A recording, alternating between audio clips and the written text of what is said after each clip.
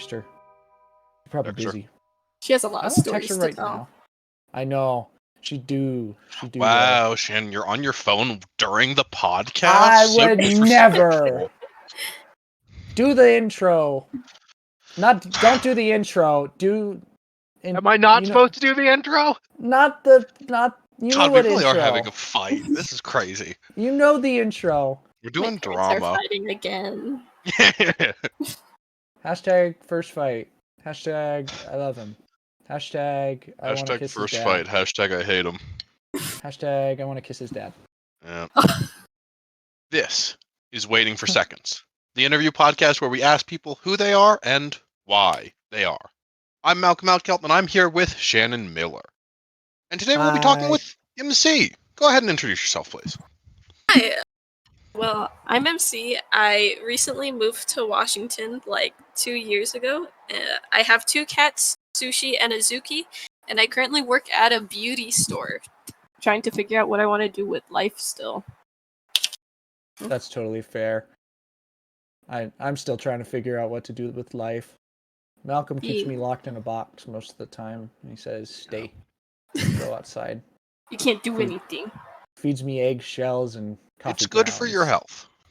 We've agreed on this. Or coffee grounds. Well, sometimes both. When I run out of eggshells, you get coffee grounds. I know, and they're used, so at least they still get water. Not the used coffee grounds. Mm-hmm. Yeah. But tell us about your cats. You said Sushi and what was the other one? Oh, Azuki? Azuki? Yeah, like the red bean. Azuki? Oh, uh-huh. Yeah. Azuki. Azuki. It's like you can mush it into red bean paste, and it's like sweet. Oh. Is that like what they use for stuff in Japan? Mochi? Yeah. Mochi? You put them inside mochi, and then you eat it, and it's really good. I like Azuki. We call her... Oh, sorry. Yeah? Go ahead. No, go ahead. No, go ahead. No, I'm good. Tell about your cats. We call Azuki Zucchini, though, just because that's her, like, little nickname. Azuki, long for zucchini. Azuki, short. Mm. Short for... Can it go both ways? Yeah. No, zucchini is too long. We call her Zucchini, Zubini, Zamboni, Zublablos. There's so many different names. Zamboni is such a good name for a cat. Hey, Zamboni. Zamboni. Those 2 cats came with me from Maui, actually. So when I moved here to Washington, we brought them on the plane. We actually had 3 cats with us, but one kind of sadly passed away. It was a very hectic move where it was very sudden, where my mom was... The whole reason why we moved to Washington in the first place was because my mom got a job offer at a Costco, because she works at Costco, and they wanted her to move kind of immediately. So right back, like after we came back from visiting Washington, we immediately started to pack. And what island were you on? I was on Maui. So were you in the town? Did you grow up in the town that caught on fire, Lahaina? Oh, I didn't, but it is kind of sad because like one of the photos I have with my sister and my stepdad taken like when we were kids, it was back on a beach in Lahaina. Oh, it's Lahaina. Sorry. Yeah. No, you're all good. But yeah, I mean, I've been to that county, I guess you would say. That county. It's not that far. It's like maybe like a 40-minute drive. So, yeah. Pretty close. So, how you liking it up in the Pacific Northwest? It's interesting. I get a lot of people asking when they like realize that I'm from Maui, where they're like, "Oh, why'd you move here? Like, why would you want to see all 4 seasons and all that?" And I'm like, well, being stuck in summer like your whole life, since I kind of grew up in Maui since I was like 4 years old until I was 17. You Mhm. kind of get tired of summer all day long. That's fair. So. I imagine you kind of like the fall weather up Oh, the here. fall weather is so wonderful. I love winter. I love cold. But I don't like driving in the snow. Driving in the snow is absolutely terrifying, but I love cold weather. I get it. I mean, up here in Idaho, it's always snowy. Like we get 6 months out of the year of like pure winter. It feels like. Wow. So. I didn't actually say how I know you. We have a mutual friend. I will probably try and get her on the podcast eventually. That Bulbous. Pobis. I'll probably. No, sorry, I'm goofing it up. I went to school with our friend Pobis, and Auburn. She was only there for like a semester, and then she moved back to Maui. I want to say I don't know how all the history lines up, but after I graduated high school, I messaged her on Discord because we had shared Discords at some time or another, and then started playing Minecraft together. In the winter, it was just like cold, couldn't go out.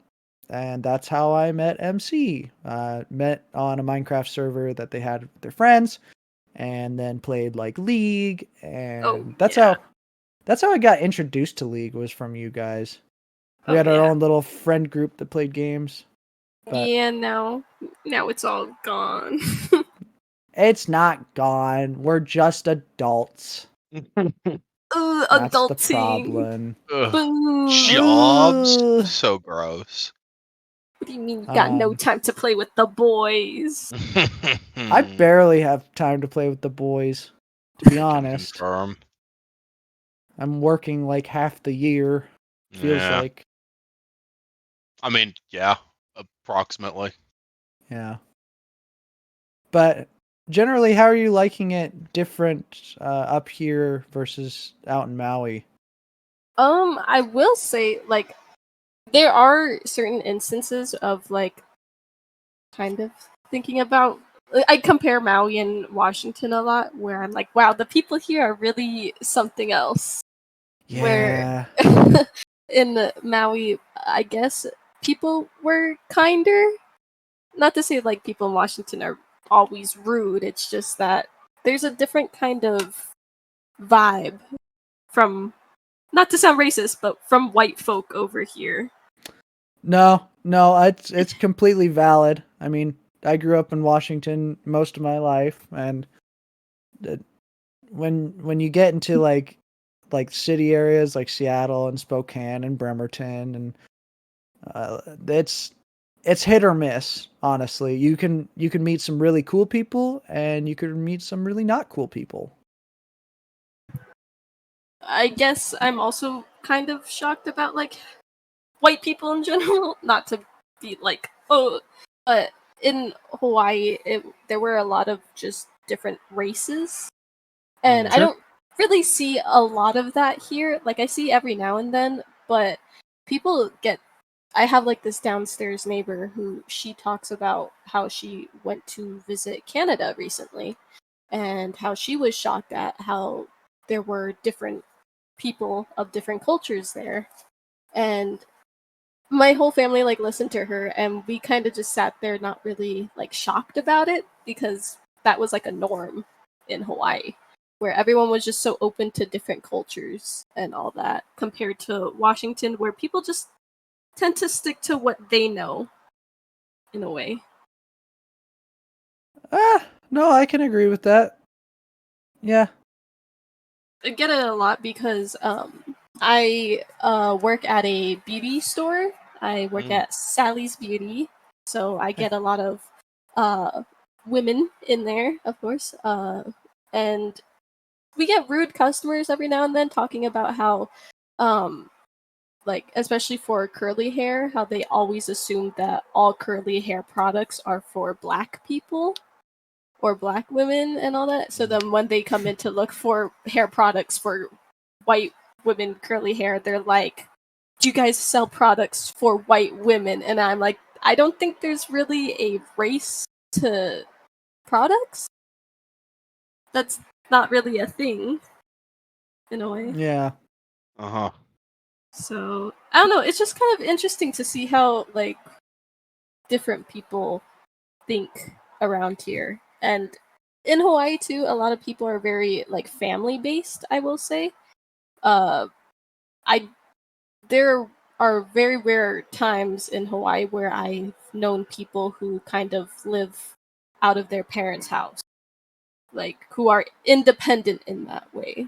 A lot of students, because of the fact that it's so expensive in Hawaii, that you just kind of live with your parents. Meanwhile, over here, everyone is moved out at the age of like 18, 19, like doing their own thing, which I find shocking.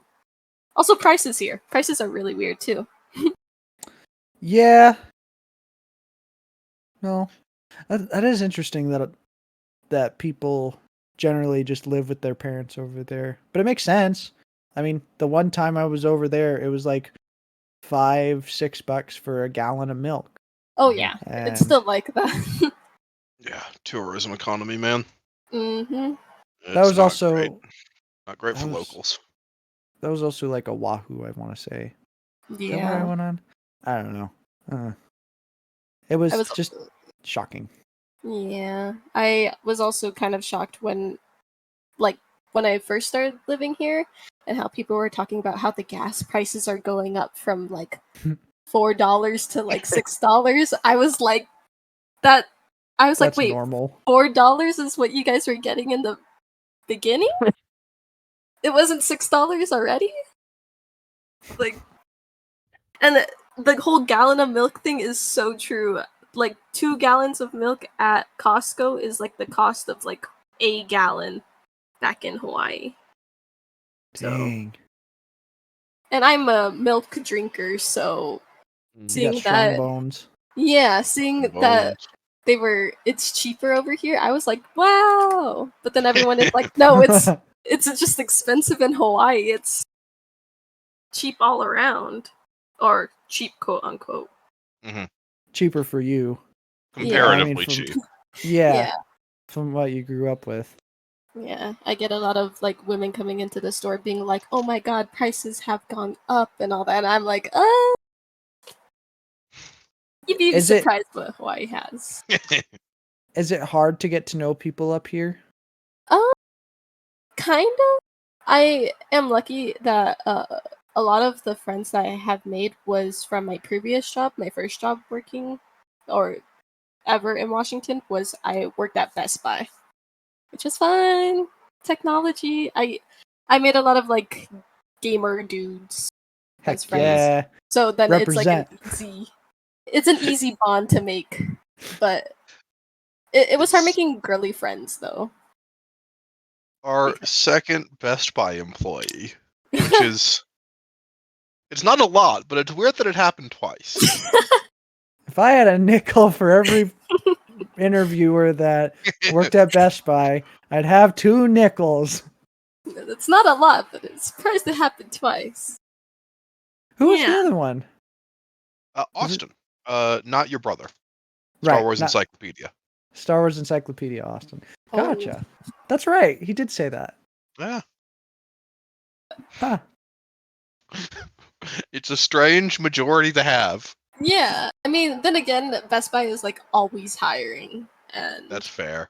Is it? Are they really? I always thought Best Buy had like a better customer or employee base. Kinda. I mean, when I applied, it was during like COVID, and it was back when you had to do like an online interview where you were given a question and then a recording of you answering it had to be a thing. And I kind of told myself where I was like, dang, if I get this job, then like there must be something wrong with the workplace. And there was, and I was right. There was. That's good to know. Because in my interview, the first question, I was like all nervous because it was like online, and it was like saying how if you mess up, you just gotta keep talking. You can't restart. So I stuttered on my first question, and so then I was like, oh, like, wait, can I swear? Yeah, Sorry, absolutely. I was like, swear. so I was like trying to like talk about myself, and then I was like, oh fuck. And then I just ended the question right there. And then it moved on to the next one. And you got the job. And I got the job. And then it was a very interesting. I wasn't a sales floor person. I just worked inventory. So I did like all the background online orders, pickup orders, curbside pickups. I was the one that was doing all that stuff. That sounds better than a front-facing job. Oh, yeah, it has its like pros and cons. I was getting paid like minimum wage. But it kind of sucked during like when it started getting towards holiday season, and they were hiring new people for the holidays, and they were getting paid like $17 for doing and I was the one who was training them, and I'm like, this isn't right for me to be training them, and I'm getting paid less than them. Especially for training, when I'm not even told. Like, when I first started working there, like a month after I was working, they had already thrown a new guy at me to train. And I was like, I don't even know what I'm doing. That's... I mean, clearly they were at the bottom of the barrel if they don't hire someone and then don't teach them the job very well and then tell them to train. Yeah. That's rough. But that was like how I made all like my friends. And Sally's, now that I'm working at Sally's, I've been making a lot more of the girl friends, I guess you would say. In Best Buy, a lot of, not hate, like, there are women who work at Best Buy, I will say that. But a lot of them are older than me. They're like moms. They have like, in a way, lives, because I kind of just like showed up to work and then I would go home, play video games, and then go to sleep. That's how I would just do it. So I was like, okay, there's like more than just working and playing video games. But that's how I made a lot of my friends here. So I didn't really struggle, and people were actually more interested over the fact that I moved from Maui, because they're all like, oh, paradise, like, tell us about it. Why would you want to move from there? And I'm like, it's not really paradise if you're living there for your whole life.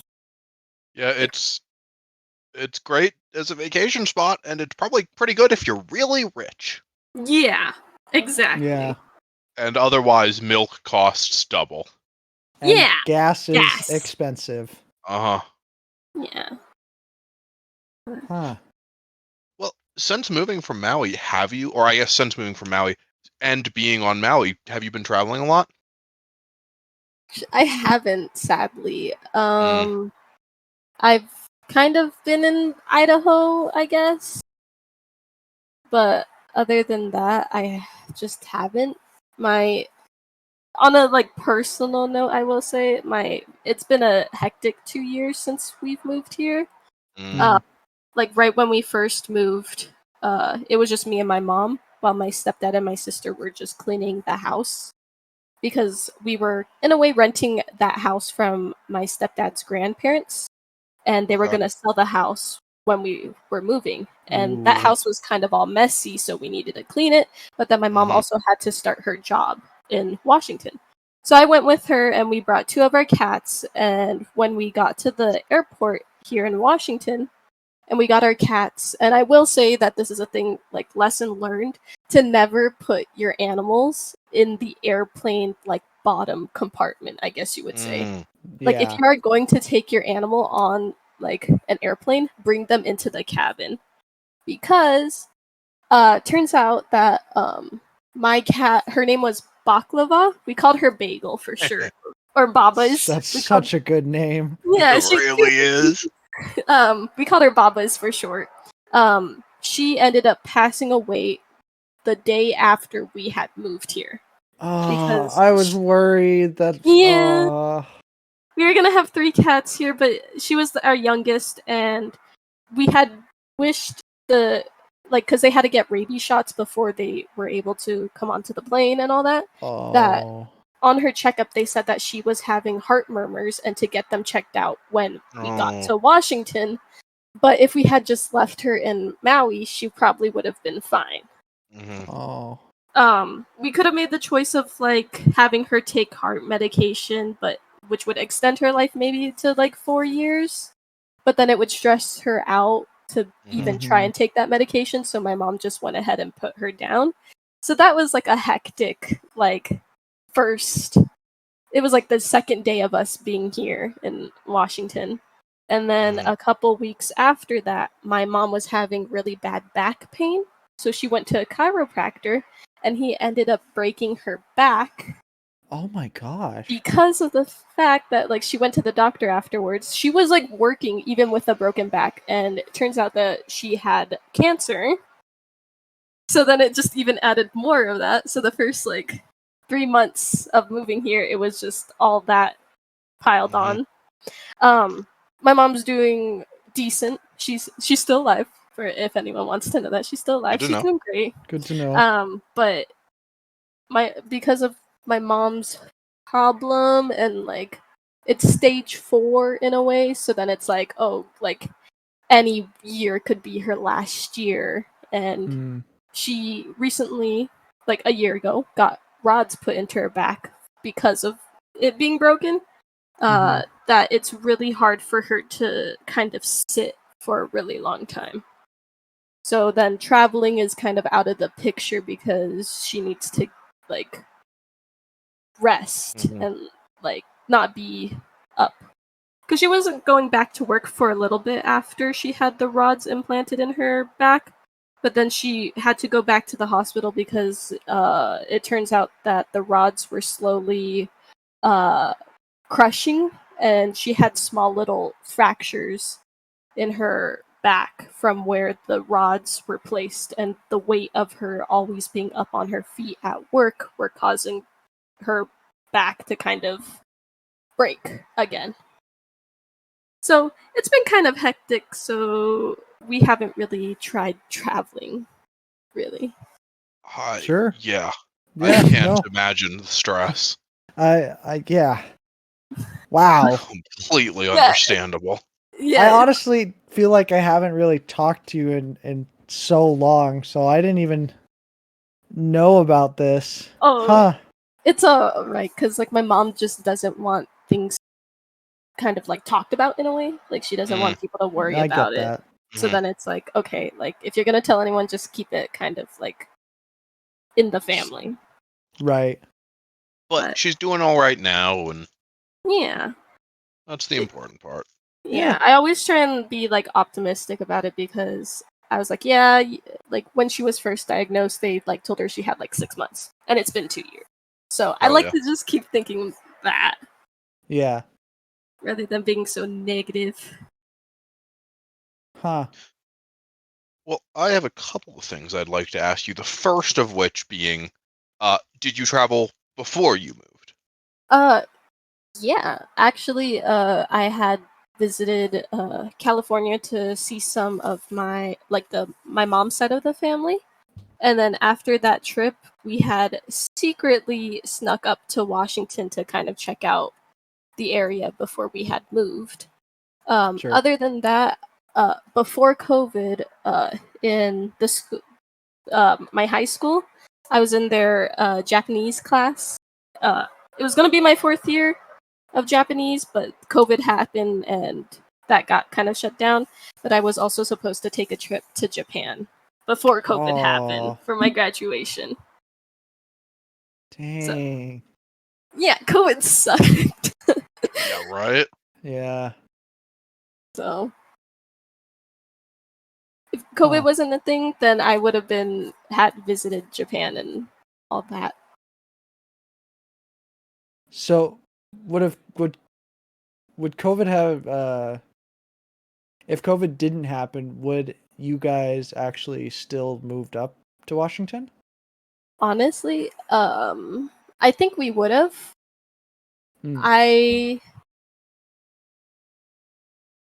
We did. I think it was when we visited. It was during COVID that we visited our family and all that. But it was kind of when the restrictions were kind of lenient, Right. where it wasn't too serious. Like it was like after the first big old surge of it.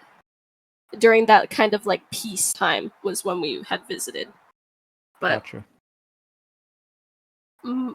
my mom kind of every now and then she talks about how she wished that we didn't move, but at the same time it's like, well, if we didn't move and you didn't get your back broken by a chiropractor, we probably wouldn't have known anything about your condition. So then it's like it's good in some instances and it's bad in others. I will say that also the doctors here are really great too, because in Hawaii there is probably nothing there. Really? The medical, I know there's been a lot of controversy with the medical area in Hawaii, especially because of living there back when COVID kind of first happened. There were no beds available for people with COVID. Hospitals were immediately filled up to the brim, specifically in Maui, I will say. So then we only had maybe 3 hospitals in Maui, and even then they were understaffed. And a lot of the times where if you had a specific condition, you would have to fly to Oahu where they have even more quote unquote medical areas or hospitals and stuff. So I will say I think it would have been better for us to have moved to Washington and all. Even if I don't. I only really miss my friends, but I'm kind of thankful for moving to Washington. All things said, it's not terrible. Yeah. It could be worse. Yeah, for sure. That's true. And hey, that's exactly the optimism that you were talking about earlier. Yeah. And on that optimism and pessimism, clearly you consider yourself to be more of an optimist. I'd love to know. Okay, a couple of kind of concepts. Do you think that stemmed from being raised in Hawaii? Do you think that's just kind of an innate thing of you? Or do you think that's parents taught you that or anything like that?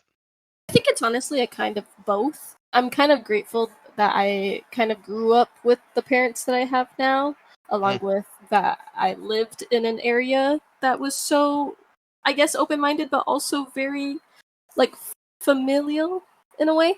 My mom had always been talking about wanting to move since, me and my sister were young.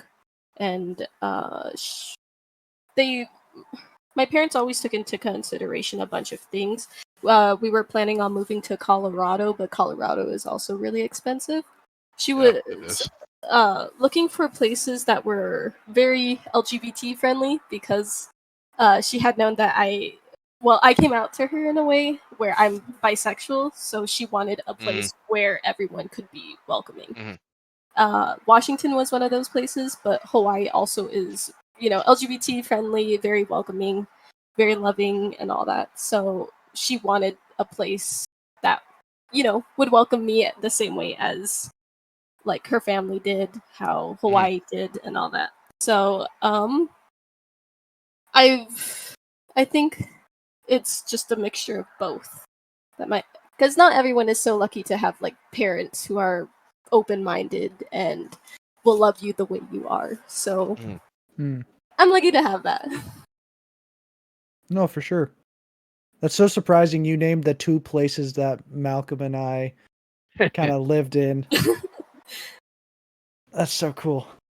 But yeah, you got the both of us in that one. Yeah. I'm Washington, born and raised, and then Malcolm is Colorado. Born and raised. I guess I wasn't born in Washington.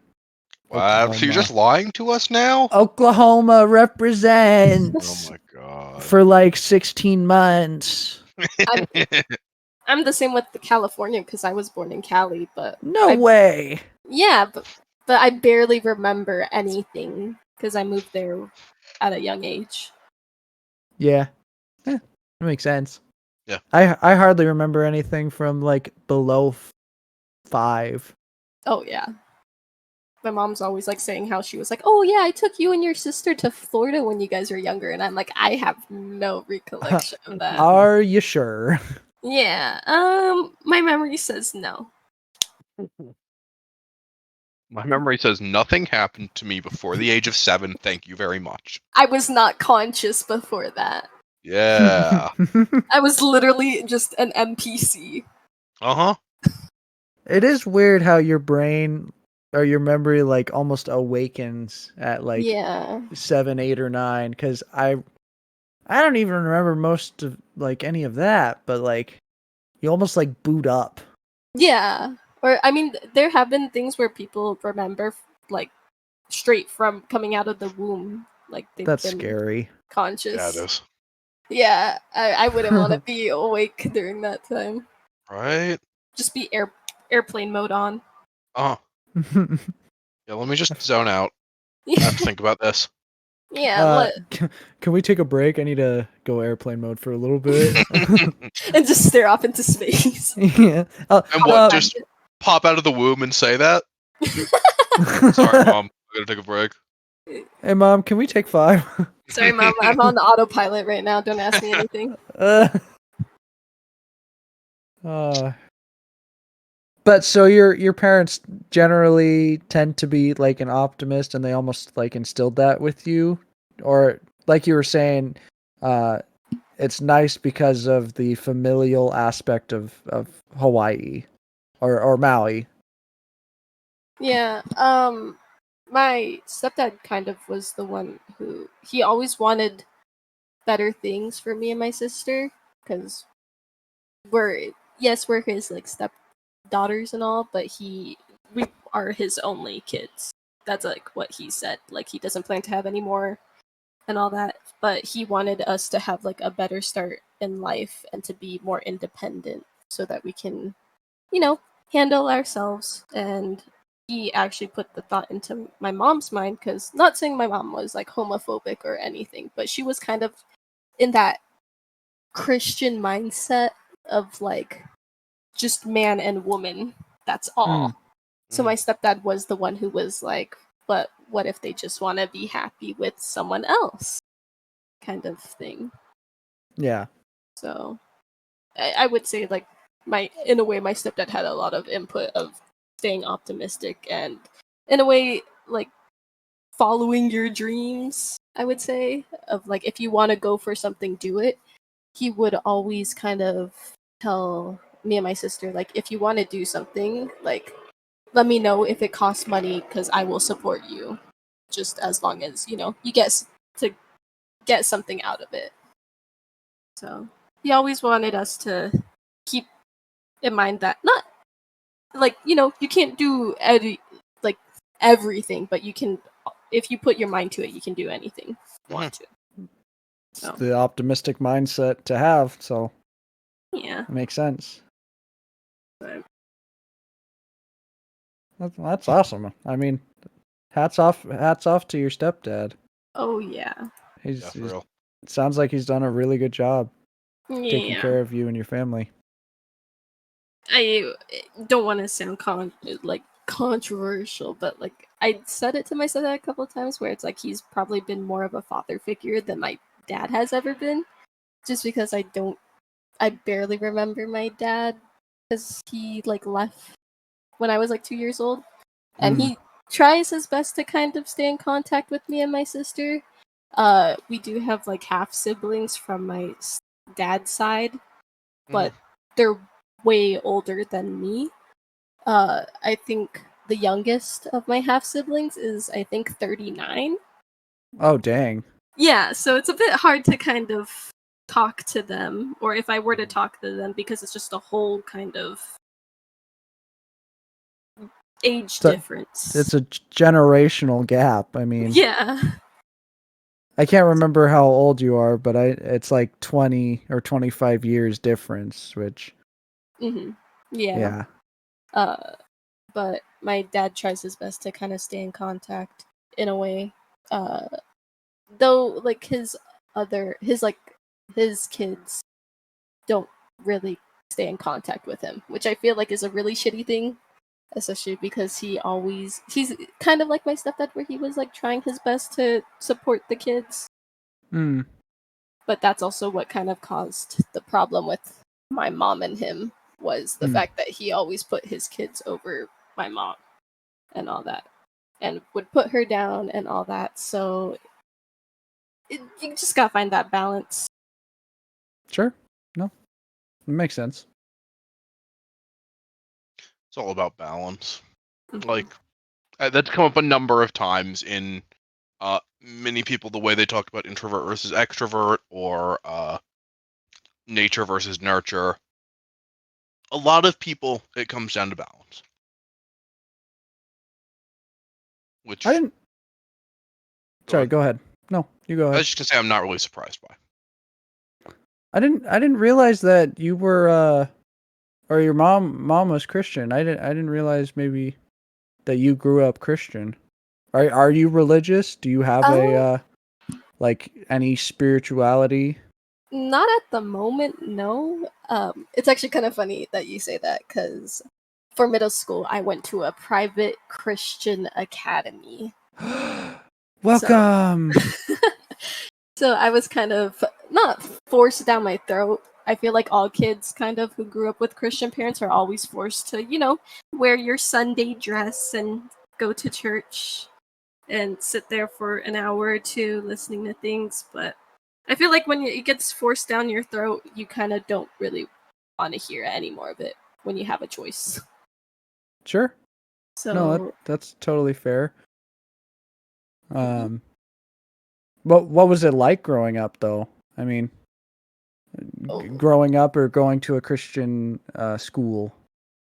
It's very in a way, I had like my favorite songs when I went to like church. It would always be like they had like the cool rock church songs happening like in the beginning, and then all of a sudden like they make the weird change to like such sad songs. And then that's when like everyone is like standing up with their like hands out and like praying and crying. And I remember when I was younger, I was always sitting there being like, why is my mom crying? Like, what's going on? So that was an interesting thing to experience at a young age.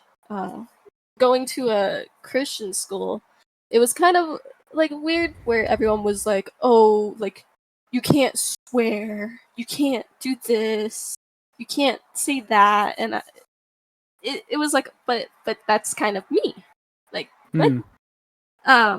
In my school, they had like first thing in the morning was a Bible class or scripture class, and every month they handed out these like little papers where it had like a Bible scripture on, and they basically told you that you had to memorize this guy and then say it at the end of the week, and then at the end of the month you had to say all the Bible verses you learned that month.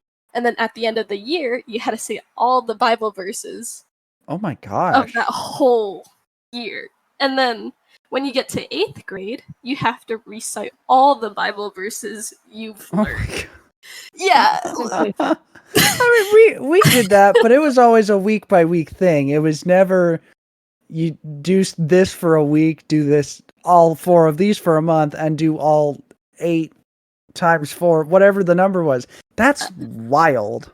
I feel like, in a way, when I think about it, not to say like Christianity is like a cult, but that felt like kind of cult experience. Yeah, I can't help but agree.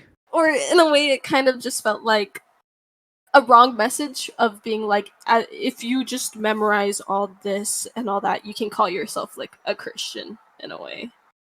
Where it's like, here's the lines of what you need to do or what you can say for you to be borderline Christian. But I didn't really enjoy that part of my school life. I met some cool people there. A lot of them, I hate to say, kind of became hypocrites. I've had instances where the girlies there, I would say something and they would be like, "Oh, Jesus wouldn't say that," or "Be careful what you say, you're gonna go to hell for saying that."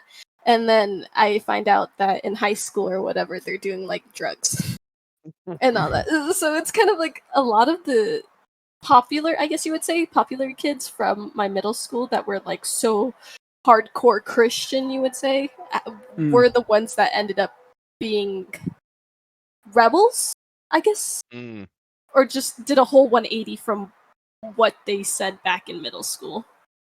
Jesus wouldn't say fuck, but he would love to smoke some coke. Exactly. Dude, I would love to get high with Jesus. Honestly, it probably would be a fun time. Yeah, Jesus probably wouldn't have mind. Uh-huh. I have to go over to Washington to get weed, but I didn't say that. You guys can You come can't- along if you want. Jesus takes the wheel, though. Yeah, I don't have to drive. I'm under the influence. But did you ever struggle like with anything in school or just in general, like more than others? Oh yeah. I think going from a public school into a private academy, the curriculum was so different. I will say that when I was like in 4th and 5th grade, my 4th grade teacher was kind of getting bullied by a student, where the student didn't want to listen to anything that she wanted to say, like would mock her, would say like kind of just be the class clown, but in a really bad way, which caused all the students to not really be able to learn. So when I went into 5th grade, I didn't know how to tell time. I didn't know how to multiply, divide, add, subtract fractions. I didn't really know like things that I should have known in 4th grade. So I had to kind of teach myself all that kind of stuff. Going from that and having to teach myself to a middle school where they were already in Algebra 1 in 6th grade, where they were like, here's the big textbook, like, get ready to like learn. There was like a line of like I did not understand anything that they were telling me. And I'm lucky to have like some of my classmates back then who let me like copy off of their homework and let me cheat a little bit because they're the reason why I probably passed middle school. And I guess in a way also I will say that ADHD is really difficult to deal with, especially in middle school and when you don't understand anything and when you think that you're a lost cause in a way to like be learning things. I ended up kind of just finding a love of writing. So instead of sitting there in class not knowing or understanding what they were saying, I sat there here like their teachings going from one ear out the other and just sitting there writing. And I would just write small little short stories of like my classmates and then I fighting in like a war, like back in the 1880s or something, or all of a sudden we had superpowers, and that was kind of like my out in middle school. And by the end of middle school, I had this binder, like huge binder filled with all the stories I had written over the 3 years. So, do you still have that binder? I don't. I had taken all the like pages out and I had put them in a box. And I don't know what happened to that box because I moved, and Right. the biggest fear was the fact that my uncle or my stepdad might have accidentally thrown that box out. Uh-oh. So I don't know where that went. But I do have like 1 or 2 stories still with me that I had put in its own binder, or I typed it out on the computer in a Google Doc form because I liked those stories the most, or they were the most popular ones.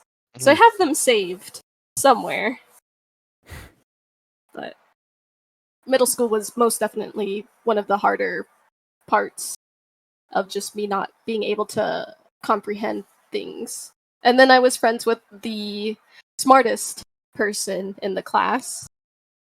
So she was so great but at the same time, I couldn't help but like compare myself to her. And my parents, as loving and all that as they were kind of getting like hard on me too, where they were like, "Why can't you just be as smart as her? It can't be that hard," kind of thing. And I'm like, well, I just can't comprehend things the same way as she is able to. Like, everything that anyone else can, like, sit in a class and just sit there and listen to boring stuff for an hour, I can't do that. I want to do something that I find interesting. And if they don't make it interesting for me, then I can't pay attention to it.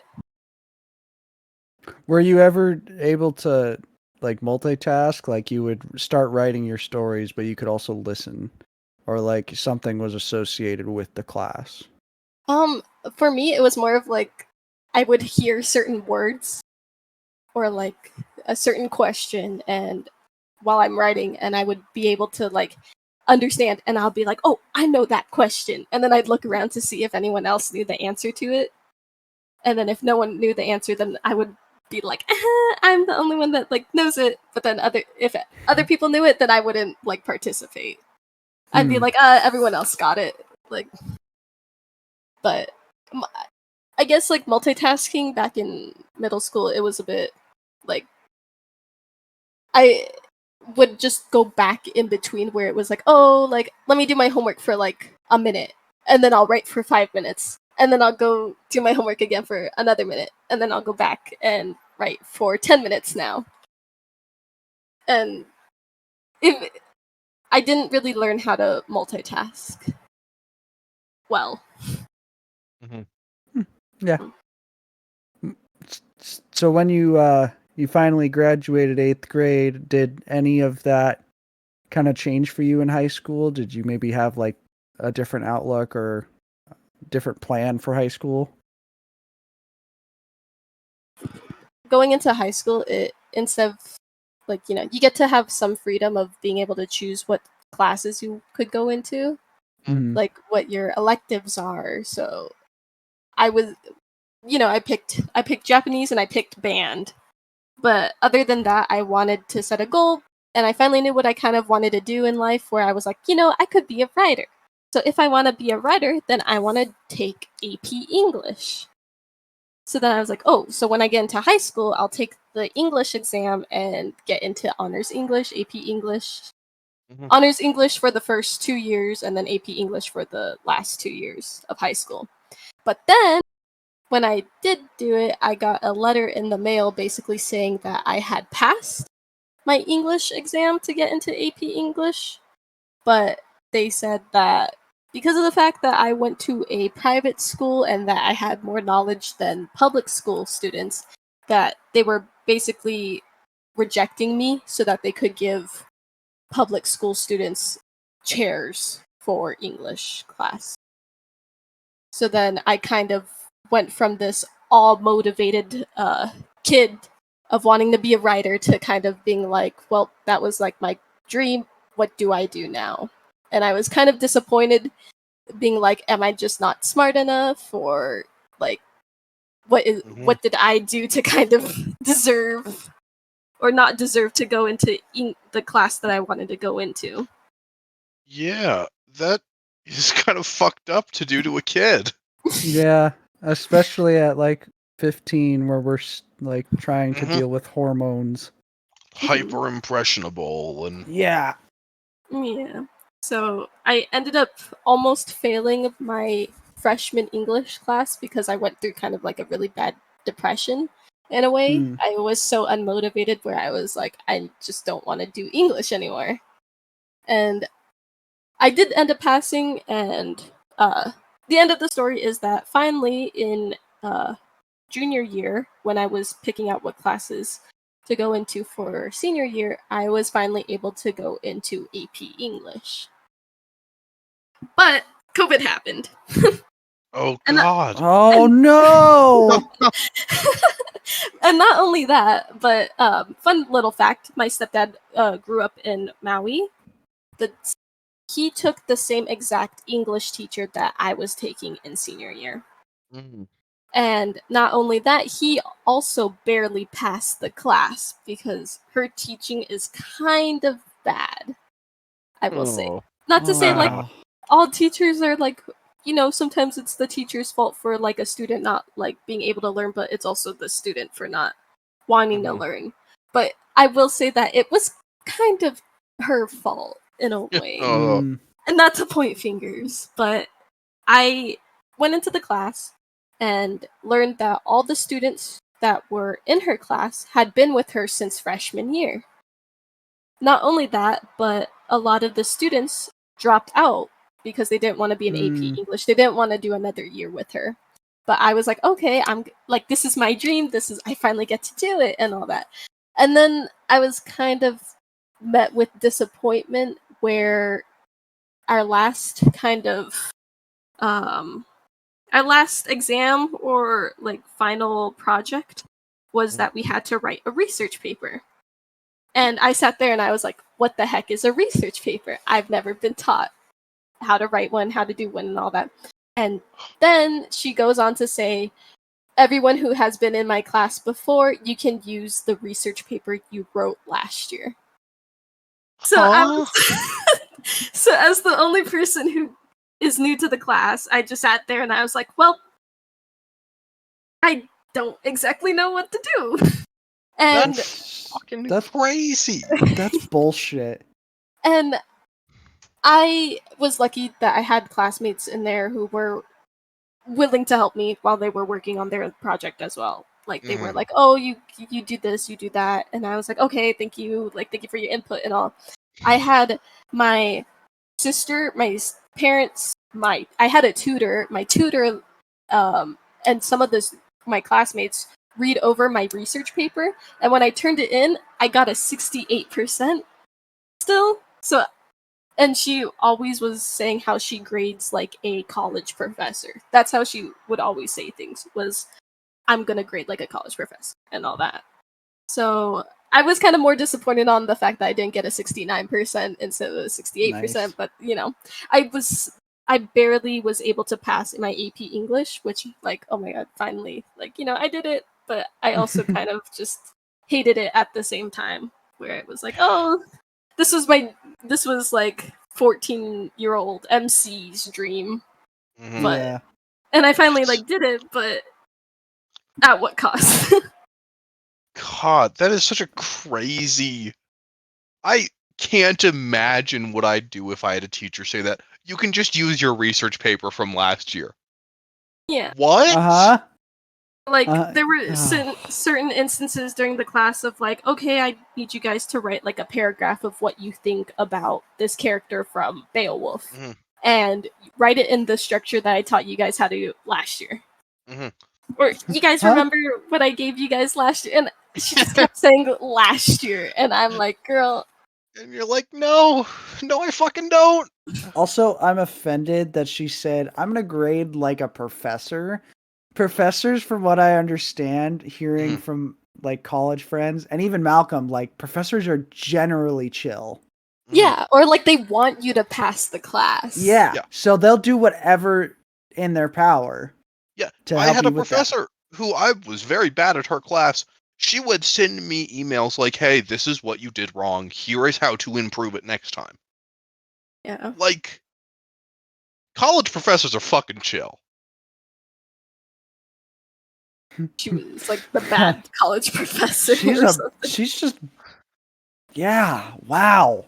Yeah, right?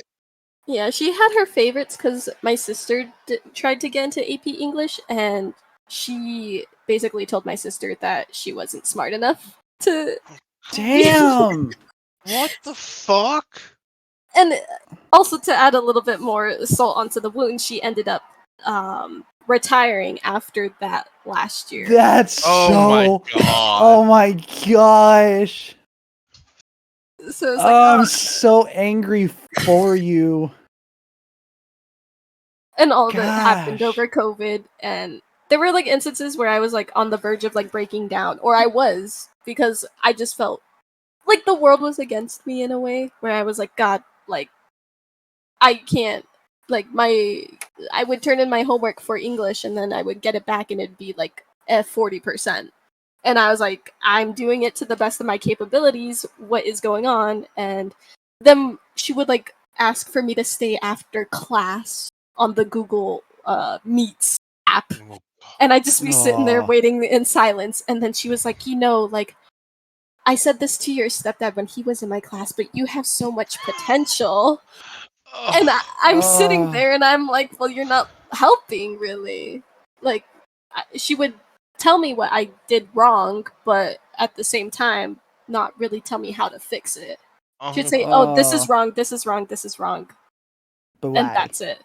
And yeah, well, and this is wrong, this is wrong, this is wrong. You must not know what a research paper is. Yeah! I went fucking here last year. And was it? She got really disappointed at me because I don't know if this is a thing elsewhere, but usually for AP classes, you would have to take the AP exam at the end of the year. But because of COVID, they didn't. It was optional. So for that's a blessing. my English class, I was like, I don't think I'm ready to take that.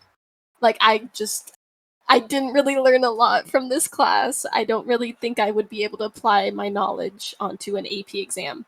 And she kind of like emailed or talked to me where she was like, I'm kind of disappointed that you're not taking the test. And I'm like, well, I got no knowledge to, really do anything on that test, so I just didn't want to take it and, disappoint you any further. Like, I'm so. disappointed. Because you didn't teach me? Is that why you're disappointed? I'm disappointed in you, teacher. Uh-huh. Bad teacher. Go retire. Yeah. As she did? As she did. Do you still write though? I every now and then I do. Back in middle school I kind of felt like I wrote everything in a way, as impossible as that sounds. Sure. I love fantasy a lot, and I love just kind of I just really enjoy writing fantasy. So I felt like I had written everything, or when I would try and write, I think to myself, what can I write that hasn't been written already? Mm-hmm. Right. And then nothing really comes into my mind. Big old writer's block. I write for maybe like 5 minutes, and there have been instances where I like to have my writing read. That's like my whole enjoyment of being able to write, is I like to see how people react to it. Mm-hmm. And so when I tried writing recently and I showed it to like my friends here in Washington, they were kind of like, it's okay. And like, you could like do this with it, or like, I would have written it like this, and I'm like, okay. Everyone's a critic. Yeah. And I'm like, but what happened to the enjoyment? I miss like when I was younger and kids didn't know any better and they didn't know what physics were in stories, so I could just write anything and they'd believe it. But you gotta when you read writing, it's not you can't just take it for like face value. I mean, I'm just gonna say it. You can't judge a book by its cover or like the first few like the facts in it. It's art in itself. Mm-hmm. Yeah. It's one of the I guess I don't really enjoy the fact that I can write well in a way. I always say where I would rather have traded my ability to write to being able to draw, because I have like a lot of images in my mind that I would love to draw, but every single time I try and draw, having that image of what I want to draw sets high expectations for my ability to be able to draw. So then it's like, oh, I want to draw, and then it's like I draw it, but then being a beginner drawer, it looks like shit. So then I get disappointed and I don't want to draw anymore. I totally get that. For having two older brothers who are amazing at art, I always thought like, oh, I can do exactly like my brothers, and then I start drawing and I'm like, yes, and I hold it up and I'm like, this is garbage.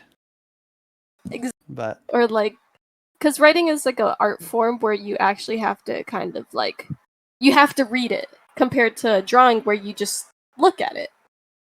right, and there's different forms of perception when you just see colors or markings on a paper. Yeah, and having to write, and you need to have someone sit down and read it for hours on end if you write a book. Like, it takes a lot. Like, it's interesting to say because I feel like writing takes a long time to compose, Mm. and then it takes the reader a long time to read it, compared to a drawing where it takes the artist a long time to draw, but then only takes a couple seconds for everyone else to kind of just look at it. No, that's a good point.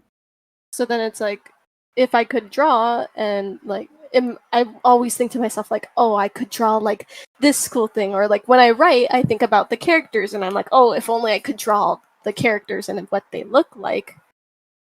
But then I met with my expectations meet reality, and then it's kind of just disappointment.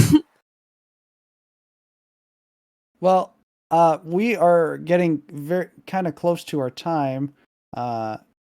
We can either It's ask one more question. I think that'd be good for me. I don't want to keep you more than you have to, MC. good.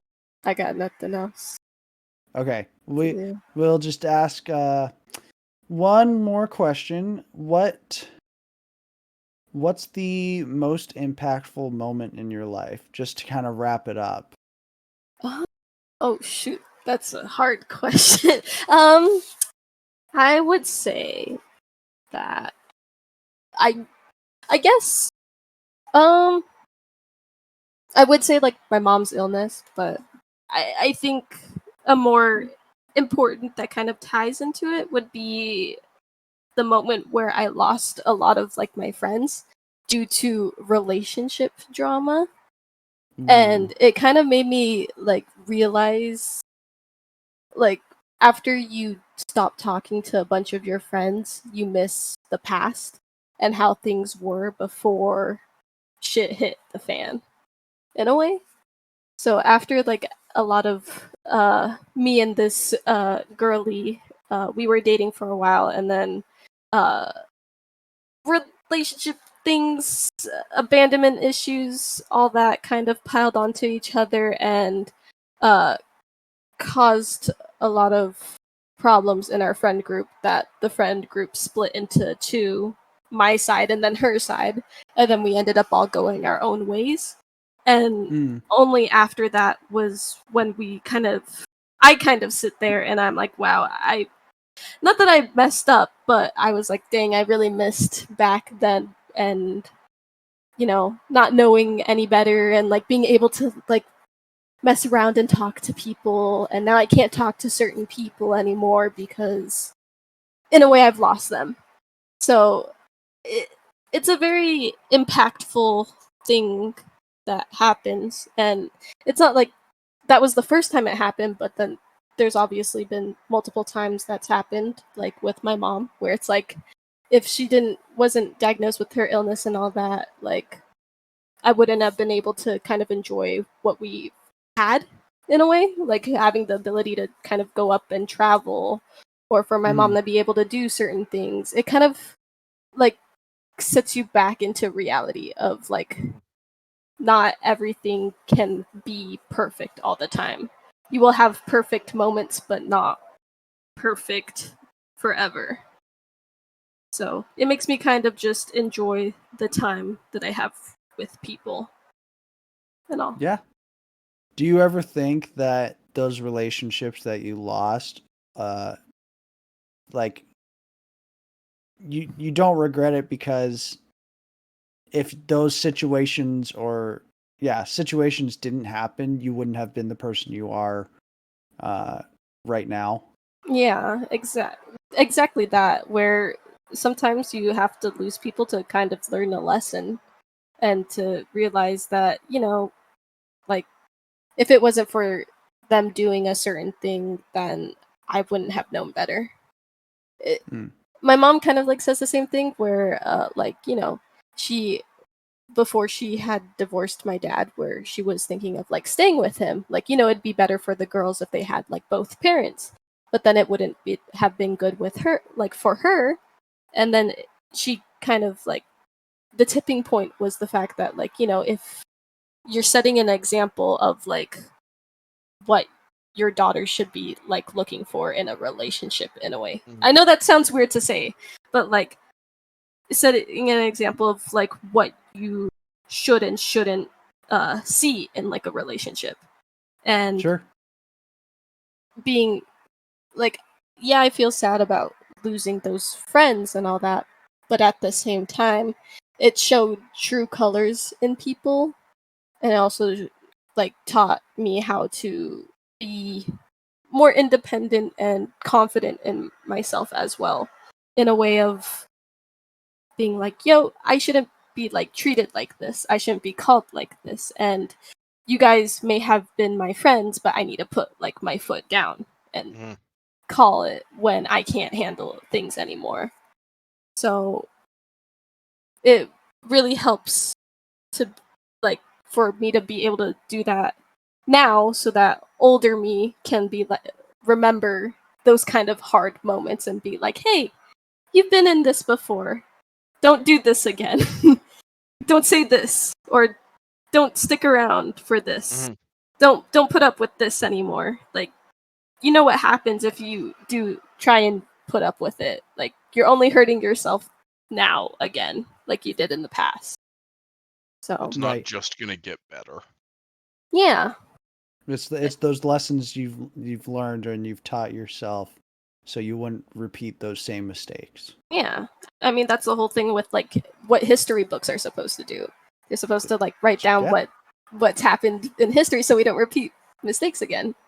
Which it's kind of, we're kind of not, but I think that's like the most impactful is just, I guess, just life lessons and trying to remember that I'm trying to like think not to let things go so easily.